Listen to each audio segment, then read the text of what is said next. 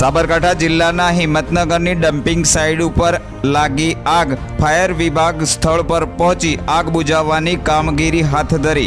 આગ બુઝાવ્યા બાદ ધુમાડો વધુ થતાં આસપાસના વિસ્તારોમાં ફેલાતા પરેશાની। ગઈકાલ સાંજે લાગેલી આગ ઉપર ફાયર વિભાગે આજે સવારે આગ બુઝાવી।